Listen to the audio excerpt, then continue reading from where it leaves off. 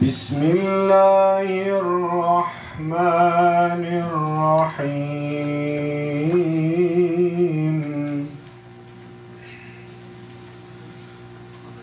Subhanellezî esrâ bi'abdihi leylen minel mescidil haram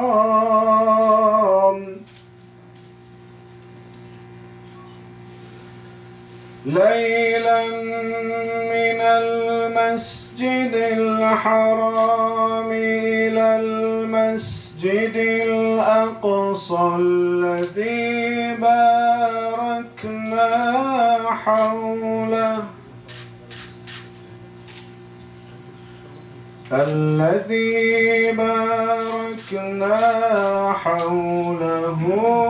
لنريه من آياتنا إنه هو السميع البصير.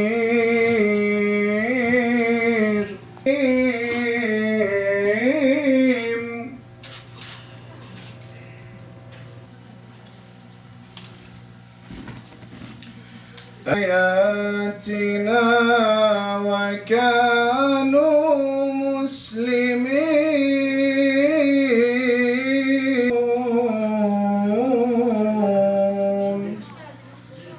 صدق الله العظيم.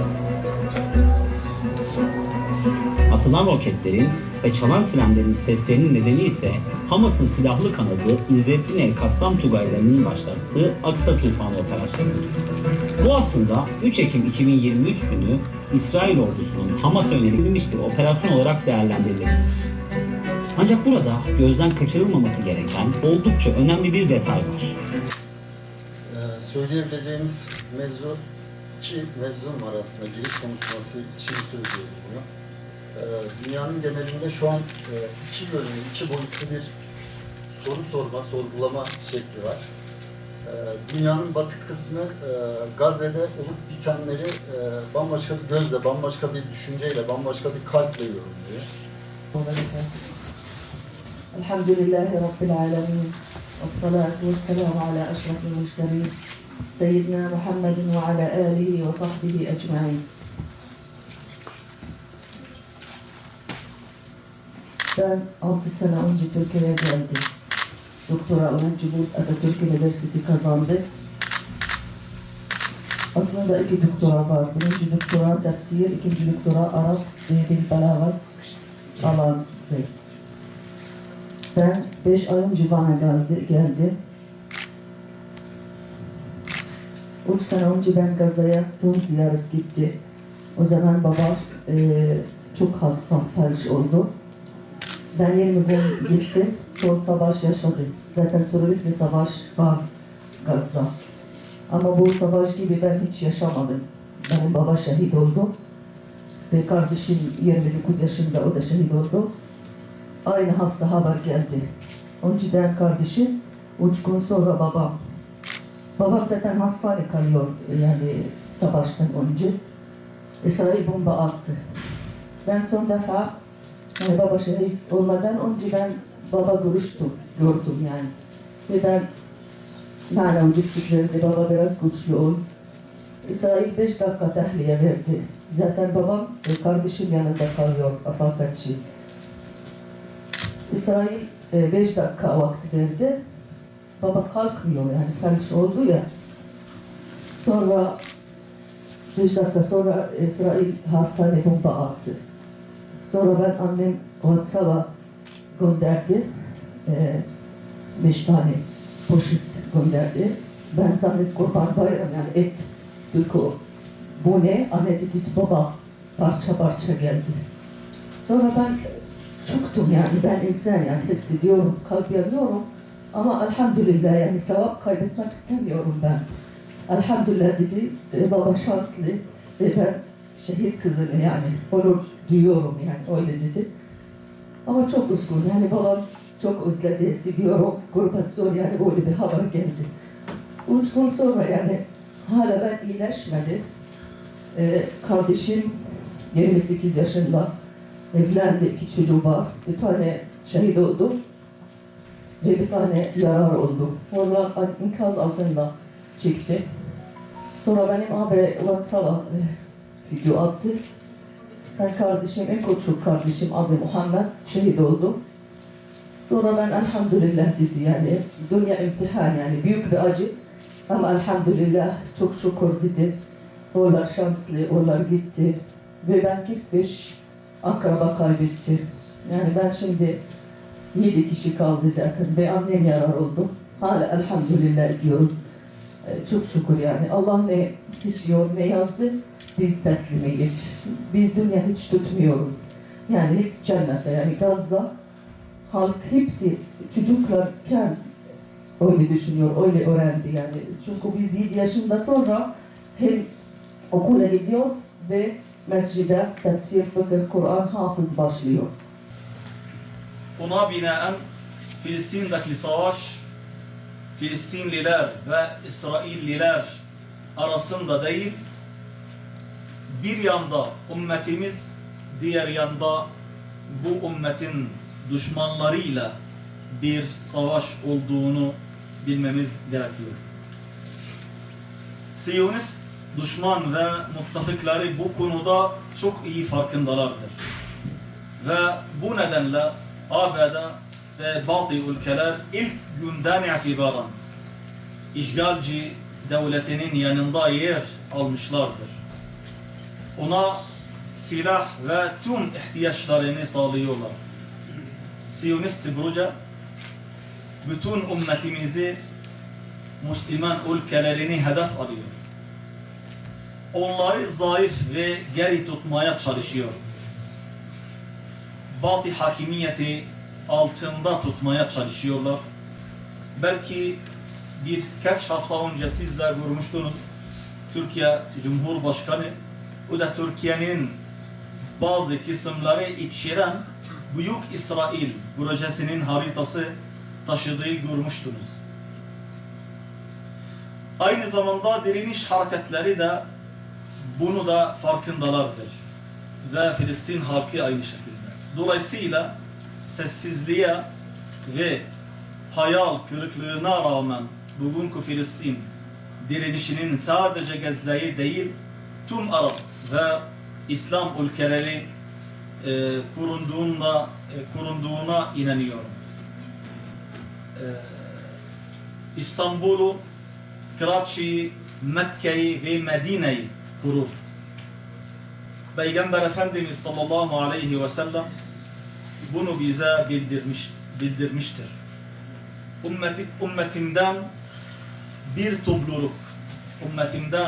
topluluk daima hak üzerine olacak ve düşmanlara kesin bir şekilde üstün gelecektir. Bazılarının onlara terk başlarına bırakması da onlara zarar vermeyecektir. Sahabeler şunu sordular: Ya Resulallah, onlar neredelerdir? Hazreti Muhammed sallallahu aleyhi ve sellem böyle buyurmuştu: onlar Beyt-i Makdis ve Beyt-i Makdis etrafındadır. Şöyle bir cevap verdi. Aksa tufanı sebepsiz olmadı. Aksa tufanı olmazsa Yahudiler zaten onlar büyük bir saldırı, Gazze'ye yönelik büyük bir saldırı planlıyorlardı. Bizim bazen doğru bazen yanlış bildiğimiz Kudüs ve çevresiyle ilgili bazı kavramlar var. İşte bunlar mesela İlya kavramı, belki biliyoruz bilmiyoruz. Bu işte Hazreti Ömer Kudüs'ü fethedinceye kadar, yani Müslümanlar Kudüs'ü fethedinceye kadar o bölgenin ismi genel anlamda Doğu Roma İmparatorluğu toprakları içerisinde veya öncesinde Roma toprakları içerisinde uzun bir süre kaldı ve genel olarak Kudüs ve çevresindeki birçok yerleşim yeriyle birlikte burası İlya olarak adlandırıldı. Ta ki işte Peygamberimizin Miraç olayı ve onun akibinde 638 yılında Kudüs ve çevresinin Müslüman topraklarına dönüşmesiyle birlikte burası Beytül Makdis olarak adlandırmaya başlandı. Biz genel anlamda Beytül Makdis dendiği zaman işte Kur'an-ı Kerim'de İsra suresinde ifadesini bulan Mescid-i Aksa'yı anlıyoruz. Arkadaşlar şunu bilmenizi isterim. Zulüm 1937'de başladı. Yani yeni başlayan bir süreç değil. İsrail'in kuruluş felsefesinin altında olan bu zulüm süreci 1937'de başladı. Ve bugüne kadar da devam ediyor. Şu ana kadar sadece güncel veriler değil, yaklaşık 200 bin Filistinli vatandaş katledildi ve şehit edildi. Özellikle bunu bilmenizde ben çok önemli bir ayrıntı olduğunu düşündüğüm için ifade ediyorum. Kudüs bir coğrafya meselesi değil gerçekten. Bir iman meselesidir ve bir ümmet meselesidir. Maalesef bu ümmet meselesine şu an dünya halkları ellerinden geldiği kadar destek veriyor ama sessiz kalındığına da şahit oluyoruz. Bu yüzden yük bizim omuzlarımızda. Bu yükü hep birlikte paylaşmak ve hep birlikte bu yükün altından kalkmak bizim görevimiz. Bu sebepten bu yükün Allah'ın izniyle altında kalmayacağız ve bunu onurla taşıyacağız. Ala Rasulina Muhammedin ve ala alihi ve sahbihi ecmaîn. Allahümme ya hayyu ya kayyum, ya hayyu ya kayyum, ya hayyu ya kayyum, ya zel celali vel ikram. Kun vechetena fi kulli veche. Ey kavi olan Allah'ım, ey mazlumların Rabbi, zalimler güruhuna karşı mazlum Gazze'li kardeşlerimize ve yüreği onlarla birlikte çarpan, onlarla birlikte kanayan ve ağlayan şu Müslüman ümmete imdad eyle. Ey Allah'ım, onlar adına yalvarıyoruz. Şu fesatçı kafirlere karşı bizlere, İslam ümmetine yardım eyle. Ey göklerin ve yerin ordularının sahibi olan Allah'ım, kahraman Gazze'li Müslüman mücahitleri sahipsiz bırakma. Onların ayaklarını sabit kıl. Bedir ve Uhud'da gönderdiğin gibi onlara da katından koruyucular, melekler ve yardımcılar gönder. Rabbim ittifakı nasip eyle. Rabbim İslam ülkelerinin liderlerine şuur, basiret, uyanıklık ve İslam uğruna fedakarlık şuurunu nasip eyle. Zulmünü kaldır Allah'ım.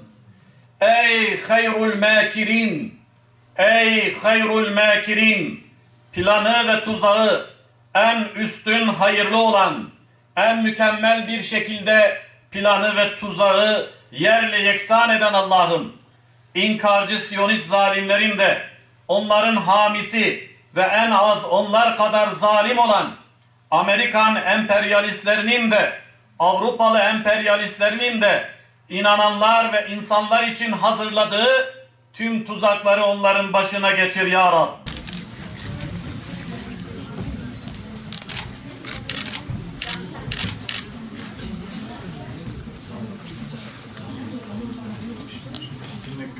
Hocam.